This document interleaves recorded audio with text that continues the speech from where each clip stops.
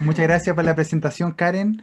Cuando conversamos el hacer este ciclo de webinars, eh, siempre la idea era aportar con un tema breve que fuera ameno y cercano a las personas que trabajan en educación. Por eso les propusimos el tema que fue el enganche, obviamente, y por eso inscribieron en este webinar, que es neurociencias, letras y aprendizaje. ¿Ya? Bueno, me presenté, no hay nada más que decir. Muchas gracias por la hermosa presentación. Y vamos a ir conversando, vamos a ir hablando generalidades del cerebro, pero no porque sean generalidades, no vamos a profundizar en ciertos temas que son muy relevantes para todas las personas que trabajan en educación. Siempre me gusta partir con una guía, los contenidos que vamos a ver el día de hoy, que es, primero obviamente, qué son las neurociencias, a grandes rasgos, las estructuras cerebrales básicas, desmitificando el neuromito de los estilos de aprendizaje, que probablemente quizás hay alguno aquí que los evalúa, que vamos a explicar por qué no debiese hacerlo, y por qué los niños confunden las letras. La modalidad de esta presentación, que nosotros queremos transformarlo en un conversatorio al final. Así que voy a presentar brevemente, alrededor de 20-30 minutos, y después van a quedar abiertos los micrófonos para que ustedes puedan hacer las consultas pertinentes, ¿ya? Van enviando a mensaje a Karen o a Pamela o a Iván o en el chat general para que las podamos ir almacenando y después las contestemos al final. Dicho sea esto, comenzamos con el tema. Es importante, me gusta comenzar con esto. Quiero que, o sea, les voy a hacer esta pregunta y quiero que se respondan de manera personal. ¿Cuál es la zona TPO? ¿La conocen? ¿No la conocen? Si es no, lo dejan ahí y vamos a ver si de aquí al final logramos responderla. ¿Y por qué los niños dan vuelta a las letras? Que es uno de los subcontenidos, obviamente. Si no saben, esto es algo que viene una duda de muchos docentes y cuando presentamos esta información logran comprender por qué los niños dan vuelta a las letras y por qué es importante trabajarlo y comprender cómo funciona el cerebro. Comenzando con qué son las neurociencias. Tenemos que son un conjunto de disciplinas que se nutre de la neurología, la psicología, las ciencias médicas, la tecnología, la educación y se entrelazan con un propósito: el brindar conocimientos en relación al funcionamiento del cerebro, tanto sano como con alguna condición o en desarrollo. Acá hay algo muy importante de mencionar. Nosotros, que al parecer todos trabajamos en educación, no tenemos mejor herramienta que el cerebro que depositan los papás o apoderados para que nosotros podamos trabajar. Por tanto, es un rol fundamental de nosotros el poder comprender cómo funciona el cerebro y en base a esto poder saber cómo estimularlo, qué cosas lo favorecen y qué cosas no lo favorecen. Recuerden que nosotros vamos moldeando el desarrollo cerebral del niño con el que trabajamos. Así que eso no se nos puede olvidar nunca. En relación a las neurociencias, tenemos que comprender que todo lo que se hace y lo que no produce modificaciones estructurales y o funcionales en el cerebro. De hecho, el leer produce una reacumulación cerebral, lo mismo que las habilidades matemáticas, la comprensión lectora. No vamos a ahondar en eso porque no es materia de este webinar, pero todo lo que uno hace modifica el cerebro. Es posible, mediante la utilización de equipos, poder medir u objetivar el estado basal en el cual se encuentra el cerebro y sienta las bases acerca de la importancia de la intervención constante y la adherencia al tratamiento. O por qué si a un niño le cuesta leer, o por qué si a un niño queremos que cuando se enfrenta al primer año básico pueda leer con dificultad. Lo que dice la literatura y las neurociencias es que hay ciertos precursores cognitivos y lingüísticos que el estudiante tiene que desarrollar para poder leer. Se habla generalmente de la conciencia fonológica como el principal precursor, pero no es el único. Lo acompañan alrededor de 7 u 8 más y algunos plantean que mucho más que eso. Por tanto, recuerden siempre, la neurociencia nos aporta información que antes no teníamos disponible. Y acá, por ejemplo, una cosa muy importante, lo que ven ahí es un electroencefalograma, y el electroencefalograma, a grandes rasgos, nos permite captar las señales eléctricas del cerebro. Por ejemplo, si yo estoy pensando se activa cierta área, si yo estoy hablando, se activa otra, si estoy moviendo el brazo, se va a activar otra, y ahí vamos captando cómo se puede hacer. Antes eran equipos carísimos, que eran solamente para laboratorios de investigación de avanzada a nivel mundial, en países del extranjero, o en clínicas o en universidades. Y ahora, gracias a la tecnología, se han ido simplificando y es posible que incluso acá en la casa, obviamente esto es de Centro Cineuro, lo traje hacia mi casa, pero podamos tener la información para poder captar las señales eléctricas y poder ver el funcionamiento del cerebro. Es más, esto que les voy a mostrar acá es un electroencefalograma que de mi cerebro estaba aquí escuchando, de hecho estaba cantando. Cuando hablamos de la letra T, cada letra está relacionada con un lóbulo cerebral, más adelante lo vamos a presentar, pero la letra T se refiere al lóbulo temporal, que está acá abajo, y número impar es hemisferio izquierdo, número par, hemisferio derecho. Por tanto, lo que se ve ahí es una actividad o la respuesta eléctrica cerebral de la zona del electrodo que se encontraba acá cuando yo estaba cantando. Y eso fue captado en tiempo real por el electroencefalograma. Y eso es algo que antes era impensado para nosotros, pero ahora probablemente se puede realizar. Y la neurociencia ha avanzado tanto que uno perfectamente puede poner un electroencefalograma a un niño y monitorear cómo está el periodo atencional, por ejemplo, en tiempo real en una sala de clases. Por tanto, nunca se olviden de las neurociencias y el aporte real, entre otras muchas cosas más, a lo que uno realiza en la práctica cotidiana. Otros datos importantes, que no podía no mencionarlos, es que cuando uno trabaja lectura, y aquí muchos docentes les va a costar entender por qué no mejoran los niños, el número de sesiones recomendadas por semana es de 4 o 5 veces por semana, para producir cambios, modificaciones funcionales del cerebro. Entonces, estoy trabajando 4 o 5 veces, muchas veces es imposible. De hecho, yo he hecho varios artículos científicos, casos clínicos, en donde yo trabajo una vez a la semana, la otra vez lo trabaja la educadora diferencial o parte del equipo del programa de integración, y el resto son actividades que el niño va realizando en la casa. Por tanto, muchas veces llegamos a las 5 o 6 veces por semana, superando lo que se plantea acá, y tenemos a la familia como coterapeuta, que eso es un rol importantísimo. Los estilos de aprendizaje no existen, lo vamos a conversar más adelante y vamos a explicar por qué. Y otra cosa muy importante, que la desnutrición infantil podría mermar el crecimiento y el desarrollo cognitivo del cerebro. Es más, obviamente por la falta de nutrientes, no se van a realizar las conexiones adecuadas. Y algunos estudios plantean de que si yo, por ejemplo, sufrí de nutrición o sufro de nutrición en el periodo de la vida, este desarrollo cerebral se va deficiente o con esta mermar el crecimiento y funcionamiento del cerebro, se va a heredar hasta 2 generaciones más adelante. O sea, mi hijo y mi nieto. Por eso es importante la nutrición infantil y que los niños asegurarnos de que reciban los nutrientes que sean necesarios y esenciales. No es materia de este webinar, pero pongan mucha atención con eso. Pasando ya, recuerden que esto es una conversación rápida, amena, para que podamos conversar al final.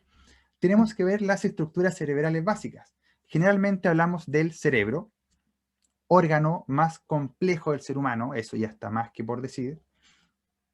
Pesa aproximadamente 1.350 gramos, en el chimpancé se espera que son 450, y gasta alrededor del 20% de la energía total disponible.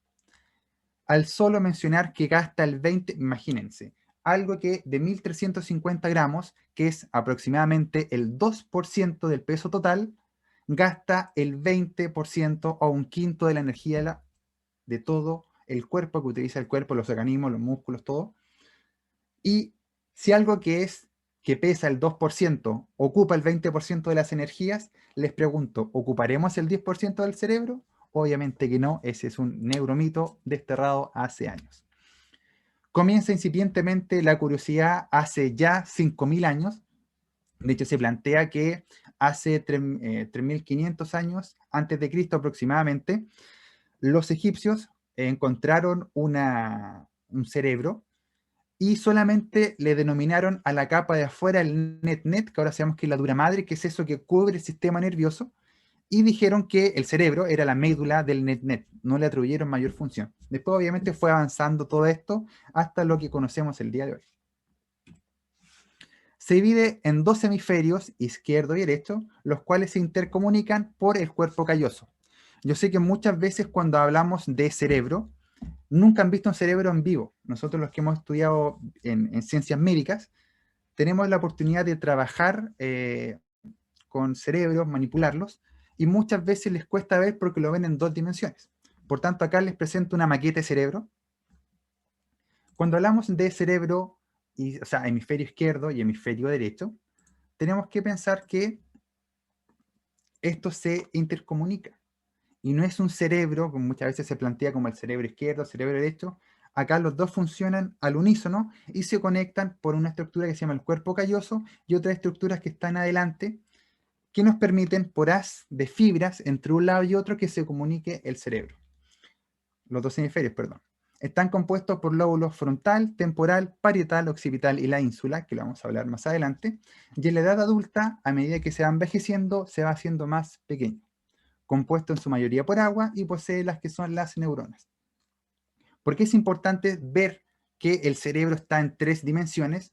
Porque hay funciones que están, generalmente se muestra en la cara externa, pero hay funciones que están arriba del cerebro, otras que están por debajo y otras que están de manera interna, ¿ya? Vamos a ir conversando generalidades, obviamente, porque esto da para muchos temas y empezamos a profundizar. Tenemos el cerebro, el esquema clásico, y a mí me gusta presentarlo en esta maqueta, porque siento que es mucho más amigable y también con colores. Tenemos así el cerebro, es como si yo me pusiera de lado, lo que está en café es el lóbulo frontal, frente, traten de relacionar con eso, y el lóbulo frontal a grandes rasgos está relacionado con las funciones ejecutivas, el procesamiento cognitivo, el de que si yo, por ejemplo, voy caminando o voy manejando un auto, se cae un árbol en el camino, yo no voy con el auto y le pego, sino que espero que saquen el auto o busco una vía alternativa, la planificación, el mantener la atención, el trabajar en un plan, el poder mantener en línea la información. Por ejemplo, cuando la profesora habla y dice, al final de la clase les voy a preguntar a 3 estudiantes que la tarea que les dije me la tienen que pasar a presentar adelante, por decir algo. Y el mantener la información online, obviamente, recluta también otras áreas cerebrales de los otros hemisferios, nos permite eso igual. Aparte, el desarrollo o componente cognitivo está relacionado también con la parte comportamental, en la parte de acá abajo, ¿ya? Si separamos acá el cerebro, en la parte comportamental vamos a seguir separando, parte comportamental por abajo, y por dentro está relacionado con la parte emocional, ¿ya? Obviamente también tiene funciones motoras y otras cosas más, pero no es el fin del webinar, sino que dar generalidades. Por tanto, la parte cognitiva está acá delante del cerebro.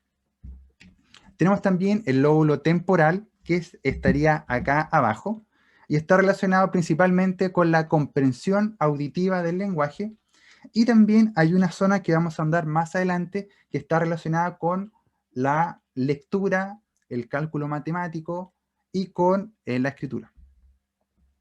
Tenemos también el lóbulo parietal, que estaría acá atrás, por acá arriba en la maqueta, y está relacionado con la organización temporoespacial, la somatopercepción, el que yo tomo algo y sé qué es, y también con los periodos atencionales.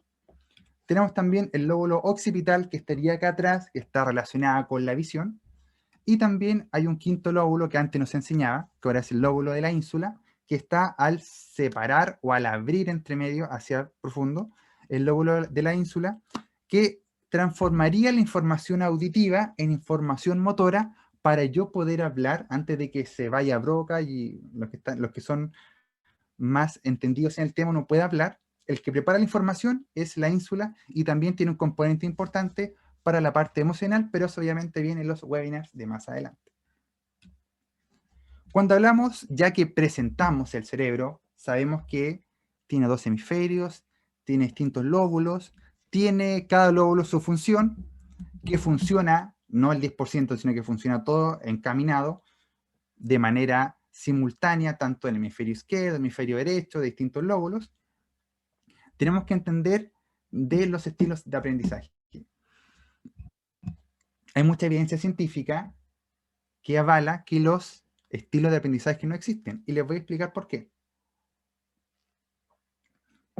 Si bien vimos que cada lóbulo tiene una función, hay una zona que es la zona TPO que decía al inicio, la zona temporo-parieto-occipital.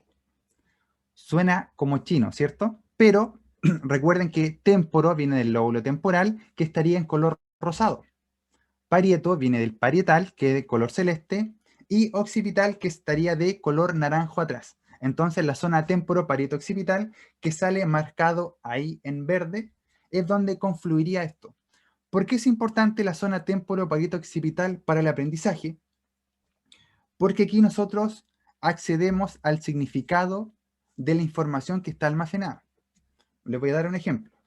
Imaginemos que ahí les presento una llave, les muestro la llave y ustedes se tapan los oídos, obviamente, y no tocan la llave, sino que yo solamente se las muestro.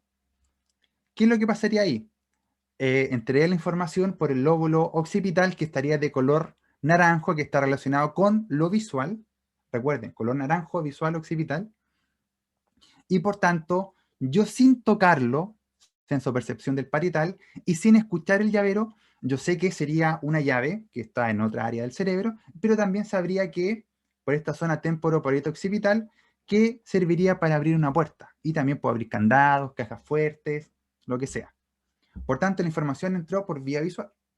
Ahora, si, por ejemplo, yo les paso la llave, o me salió algo ahí, yo les paso la llave, y ustedes no ven la llave, tenemos bloqueada la vía visual, recuerden que el color naranjo es la vía visual, tenemos bloqueada la vía auditiva, que es de color rosado, temporal, y yo le paso las llaves a ustedes tocándola sin ver y escucharla, sabrían que es una llave, y sabrían que sirve para abrir una puerta, y también para abrir llaves, candados, etc.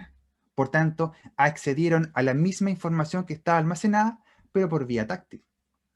Ahora, si yo les hago sonar el llavero o una llave aquí en la mesa, van a decir, ah, es una llave. Pero si yo obviamente no los dejo tocar y que no vean la información, ustedes solamente con la parte auditiva van a saber que es una llave y van a saber que sirve para abrir una puerta, un candado, un diario de vida, lo que sea. Por tanto, ¿qué nos dice la evidencia científica de esto? Que los estilos de aprendizaje no existen o no debiesen evaluarse por esto. ¿Por qué? Porque imaginen que ustedes realizan una actividad en donde el niño tiene que registrar la información de manera visual, de manera táctil y de manera auditiva. El niño va a tener 3 zonas en donde está almacenada la información para poder colgarse, para poder extraer el significado. ¿Ya? Es, por ejemplo, yo tengo un programa de intervención en la lectura, en donde a los chicos de kinder, yo les enseño, vamos de manera paralela trabajando con la educadora de párvulos, y yo les enseño los sonidos de las letras, trabajamos las 5 vocales, la M, la P, la L y la T, si no me equivoco, si mi memoria no me falla, y la S. ¿Y qué es lo que hacemos nosotros? Es que el niño ve la letra A como letra A, ¿cierto? En un papel, el niño escucha A y hacemos esto, la A con lengua de señas. Por tanto, ¿qué tenemos? La información que entró por vía visual, ve la letra, el lóbulo occipital de color naranjo, el niño escucha la letra, el sonido, el fonema, por lóbulo temporal, ¿cierto? De color rosado, y el niño manipula la letra, el monema, o sea, por el gesto. Entonces el niño sabe que la A se hace así, que se escucha así y se hace así. Por tanto, como hacemos este trabajo a nivel preescolar, cuando ingresa al primer año básico el niño, ya tiene una red visual, una auditiva y una táctil para poder leer y poder escribir, obviamente. ¿Ya? Por eso, ustedes al trabajar, de hecho, malamente el Ministerio de Educación recomienda evaluar los estilos de aprendizaje, pero está desfasado de esto, viene información de décadas hacia atrás.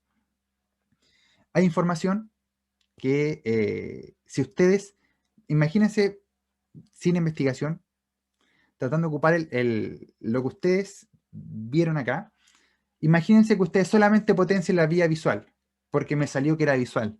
Vamos a mermar la capacidad del cerebro para poder adquirir la información táctil y adquirir la información auditiva. Por tanto, ustedes como educadores tienen que siempre trabajar con estas tres vías de entrada. Por tanto, los estilos de aprendizaje tienen que desecharlos y trabajar con este cerebro de manera completa.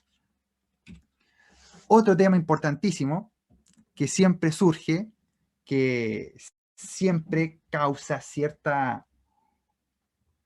problema a los docentes, a los educadores o los asistentes de aula, es por qué los niños confunden las letras cuando leen.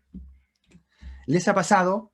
Pueden escribirme que sí los que son docentes, que el niño confunde la D con la B y la Q con la P. ¿Les ha pasado o no, estimados y estimadas?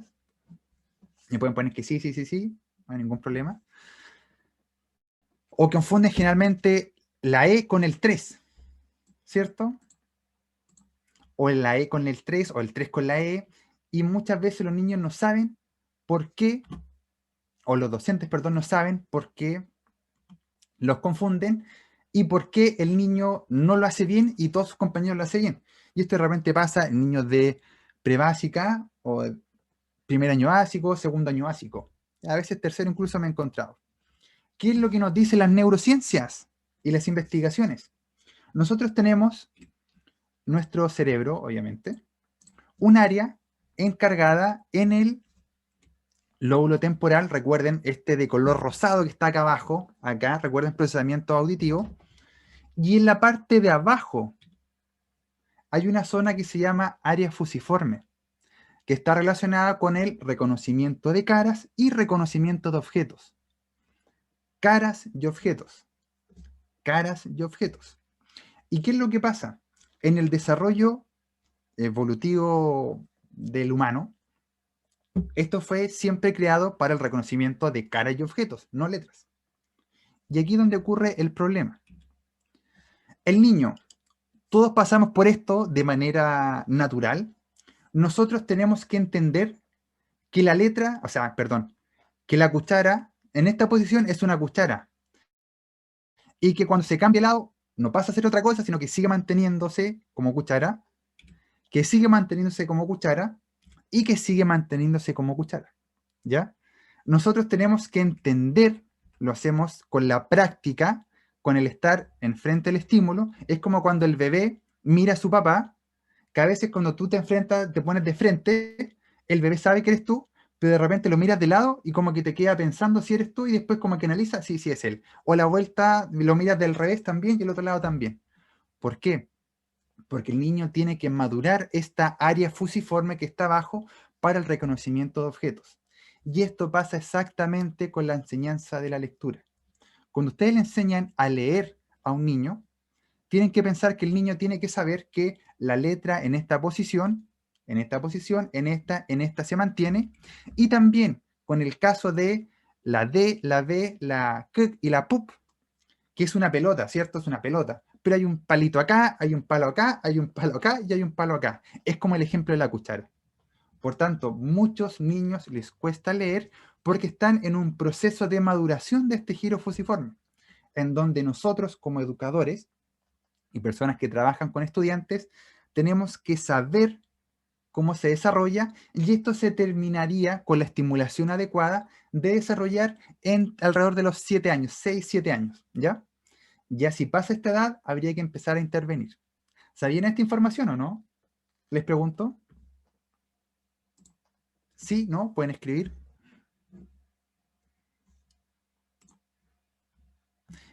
Se dan cuenta que el comprender cómo funciona el cerebro nos permite dar soluciones a la cotidianidad y poder saber que, claro, probablemente este chico que está en segundo año básico sigue dando vueltas a las letras porque le falta estimulación. Quizás le falta exponerse más a las letras. Y como le falta exponerse más a las letras, el trabajo como nosotros, como educadores, eh, profesionales que trabajan con este tipo de estudiantes, tenemos que sí o sí trabajar y saber eso. Obviamente, esto es muy distinto a los trastornos de la lectura, que eso es un tema totalmente aparte, pero muchos chicos con desarrollo, de acuerdo al desarrollo evolutivo, y que dan vuelta a las letras, es normal, hasta los 6, 7 años. Ya si pasa eso, hay que preocuparse un poquito y empezar a trabajar. Así que, si esta información no la conocían, espero que de aquí en adelante no se les olvide.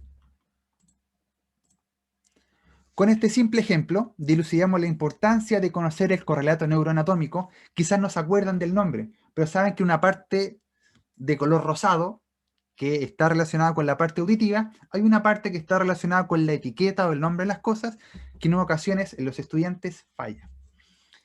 Obviamente, con lo que hacemos aquí es lo que uno de los ejemplos de lo que sería la plasticidad cerebral y el reciclaje neuronal, porque algo que estaba creado originalmente, formado, para reconocimiento de caras y objetos, nos sirve ahora para reconocer letras. Por eso hay que estimular las letras. El desarrollo del aprendizaje, obviamente, o adquisición de conocimientos, y acá es muy importante que para el aprendizaje de cualquier cosa o de adquisición de cualquier conocimiento, siempre es importante la emoción. De hecho, la emoción se habla que es el pegamento del aprendizaje. Nosotros nos vamos hacia atrás, a nosotros nos iba bien o nos iba mejor en la asignatura que nos gustaba más, porque nuestro cerebro estaba atento y se predisponía de mejor manera para poder captar la información versus la materia que no nos gustaba o que sabíamos que nos iba a ir mal, ¿ya? Lo otro importante, que nosotros tenemos que ser un facilitador, en donde el estrés secreta algo que es el cortisol, y el cortisol se bloquea, tenemos una zona del cerebro que este cortisol bloquea esta zona y no podemos acceder a los conocimientos que están almacenados. Por tanto, muchos niños, en ocasiones cuando se hacen interrogaciones, no es que no sepan la información, o una, puede procesar la información más rápido que algo cognitivo de base, o dos, puede ser que está tan estresado, se enfrenta a esta situación, que se bloqueó, se llenó de cortisol y no puede acceder al conocimiento que quizás él sabía la respuesta, pero como está estresado, no pudo acceder.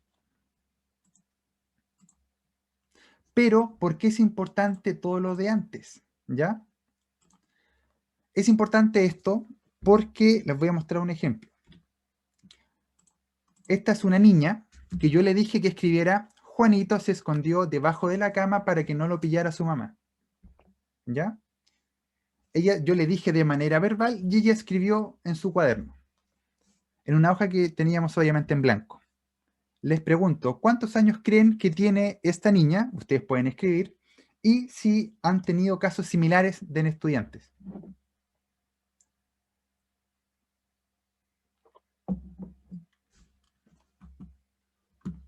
¿Cuántos años creen que tiene?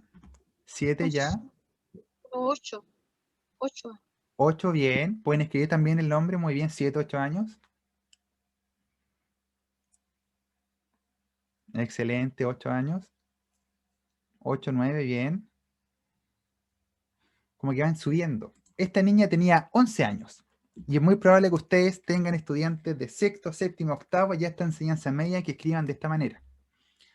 Después, la chica obviamente salió con un trastorno de la lectura asociada a un funcionamiento intelectual limítrofe, ¿ya? Y empezamos a trabajar que había un déficit gigante en fonología y otras cosas más, pero principalmente fonología. Al mes... ¿Profesor, y auditivas tenía? No tenía dificultad auditiva, solamente en el procesamiento de la información de cómo la persona o este estudiante manipulaba la información auditiva, pero escuchaba excelente. Muy buena pregunta esa. Solamente había dificultades en la evaluación, salió a nivel fonológico. Y obviamente, si se dan cuenta, la estudiante acá tenía dificultades, escribía casi todas las vocales, las cambiaba por O, y faltaban palabras, cambiaba consonantes, etc. Al mes de intervención, la niña ya escribía así. Recuerden que yo le dije, Juanito se escondió debajo de la cama para que su mamá no lo pillara. Y a los casi 3 meses de intervención, estaba así. Juanito se escondió debajo de la cama para que su mamá no lo pillara. ¿Qué es lo importante de esto? Yo siempre menciono, yo nunca trabajé caligrafía. Nunca trabajé que escribiera bonito ni que se pasara de la letra imprenta a la letra manuscrita, ¿ya? La niña, en su reciclaje, en su andamiaje, hizo una reestructuración a nivel cerebral y la niña pasó de escribir a como estaba hace 3 meses atrás a como estaba escribiendo ahora.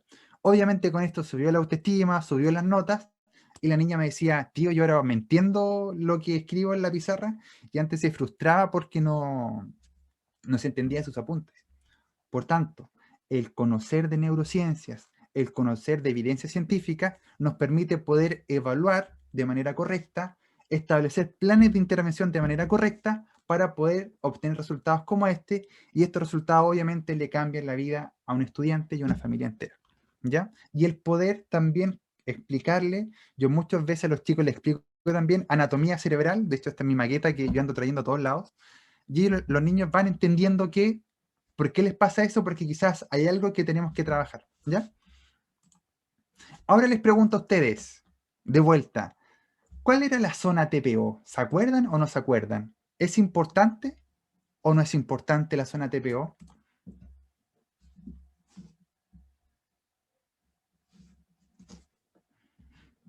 Por supuesto que es importante. ¿Se dan cuenta? ¿Vamos a seguir trabajando con estilos de aprendizaje o vamos a ir trabajando todo mejor? No, todo paralelo, todo junto. Excelente, Susana. Y yo les puse zona TPO porque si les pongo temporo parieto occipital es más complejo de recordar. Recuerden siempre, zona TPO. Temporo parieto occipital, excelente. Y la segunda pregunta, creo que les quedó claro, ¿por qué los niños dan vuelta a las letras?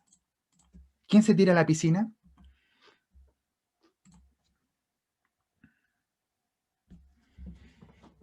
¿O no les quedó claro? ¿Pueden escribir? ¿Pueden hablar?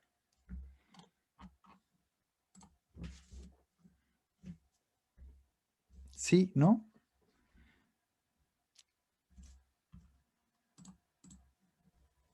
Yo, profesor, Ya, tírese nomás a la piscina, ya, estimada. porque yo creo que en las aulas, si bien fomentamos que el niño escriba bien, pero también falta enfocarnos en los tres ámbitos, que es lo visual, lo auditivo y lo de táctil, porque así los niños irían distinguiendo, así como lo que nos mostró con el ejemplo de la cuchara, porque claramente uno le enseña la posición de la letra y entonces los niños a veces no todos lo captan de la misma manera. Exactamente. Esas serían parte de la respuesta. Y lo otro lo que dicen sus compañeros, o los asistentes al webinar, perdón, que está relacionado con la zona, el giro fusiforme, que todavía no se ha desarrollado o todavía no se ha madurado o falta un poquito de estimulación. Recuerden que esto es normal alrededor de los 6-7 años. Si pasamos esa etapa, hay que empezar a intervenir, ¿ya? Pero ustedes son expertos que si falta estimulación, aunque muchas veces dan vueltas las letras, porque falta algo de maduración del giro fusiforme y también falta algo, algún componente de como lo vimos en el caso de la niña de 11 años, hay ciertos componentes que están a la base que no están desarrollados, los llamados precursores neuropsicológicos de la lectura.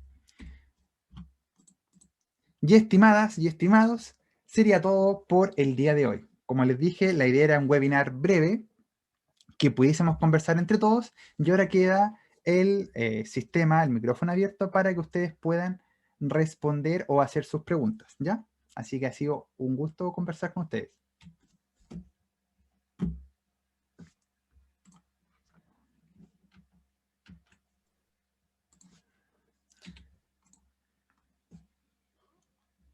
Aprovechemos que nos quedan 10 minutitos por agenda para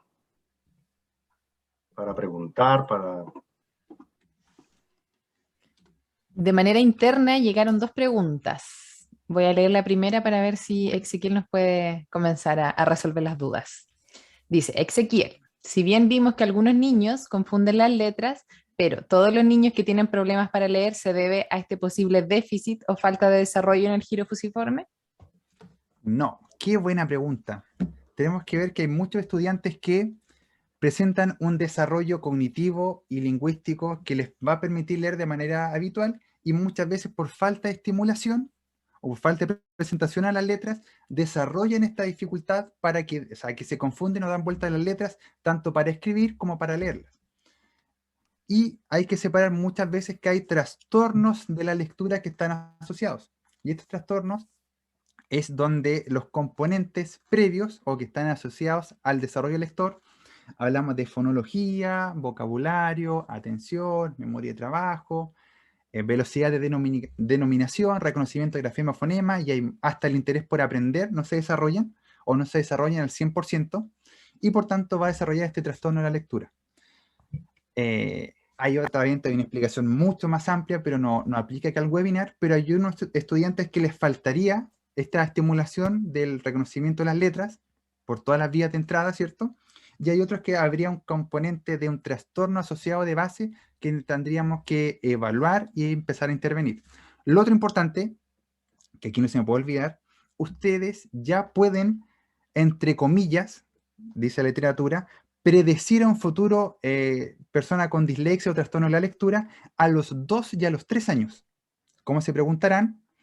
Si el niño a esa edad no armaba oraciones, o las oraciones eran como de un niño más pequeño, o las palabras eran como de un niño más pequeño o no decía tantas palabras, o sea, dificultades fonológicas y sintácticas, este niño probablemente a futuro va a presentar un trastorno de lectura de acuerdo a varios estudios que han hecho de seguimiento, ¿ya?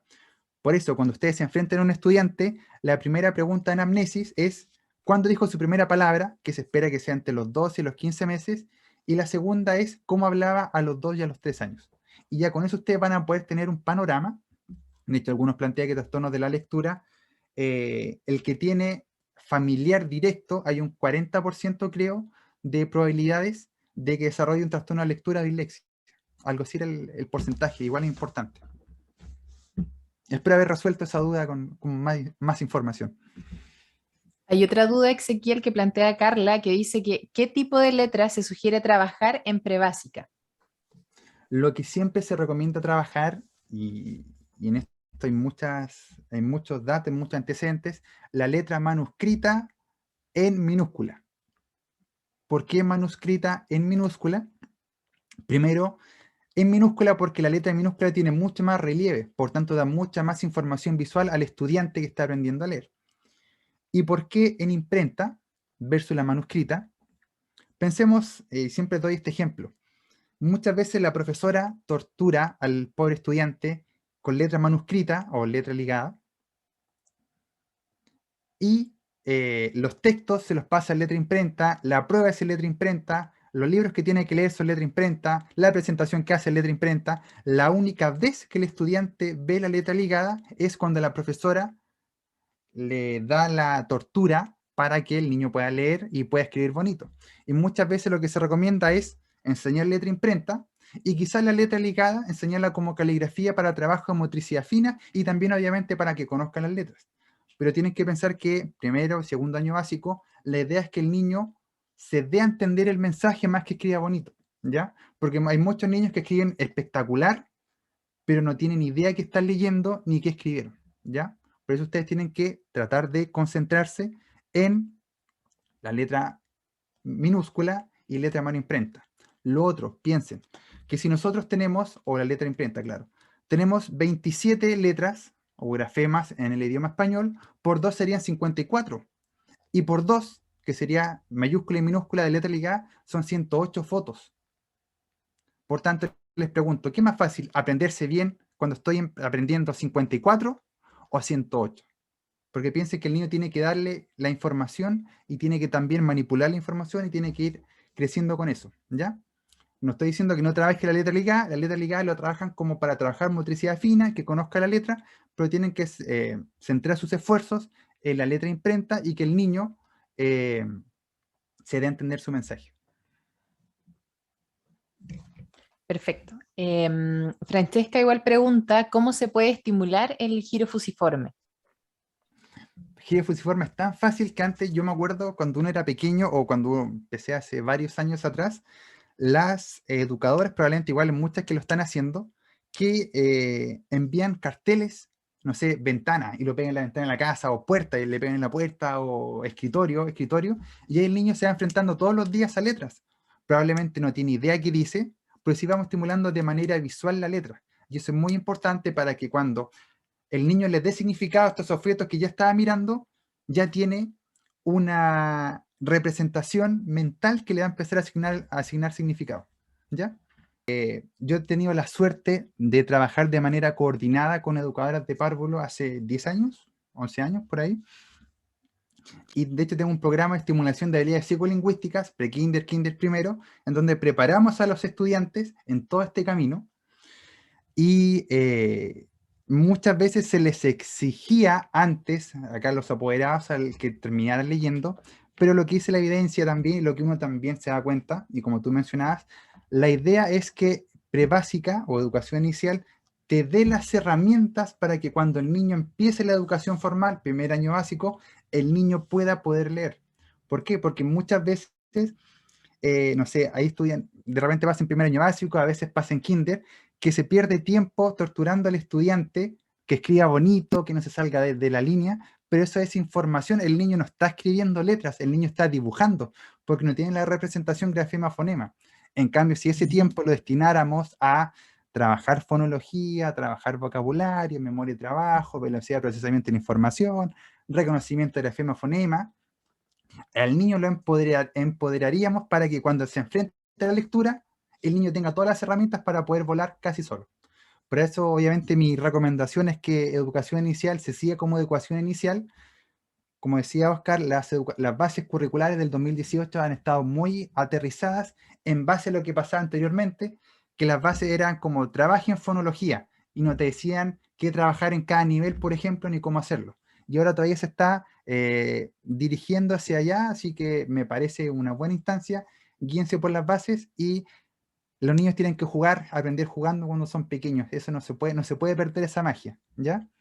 Y obviamente, si pueden utilizar, o de hecho, tienen que utilizar las 3 vías de entrada para poder aprender de manera mucho más fácil. Y como decía Oscar, creo que alcancé a ver un comentario, aparte de ver la letra, trabajar figura a fondo, profundidades, texturas, es igual la información sensoperceptiva que el estudiante va a ir adquiriendo y va a tener más herramientas de dónde sacar para poder hacer el reconocimiento. Así que eso, estimado Oscar, espero haber resuelto su consulta. Así que por mi lado, por nuestro lado, no sé, Karen, si quieres agradecer también, si quieres le agradecemos a todos los que estuvieron presentes por las preguntas y a Ezequiel especialmente por hacer ese súper buen comprimido ameno de un tema que suena complejo, pero cuando lo pones en práctica, cuando lo pones así con el claro oscuro de la realidad, se nota claramente, absolutamente, cuán útil y cuánta resonancia tiene.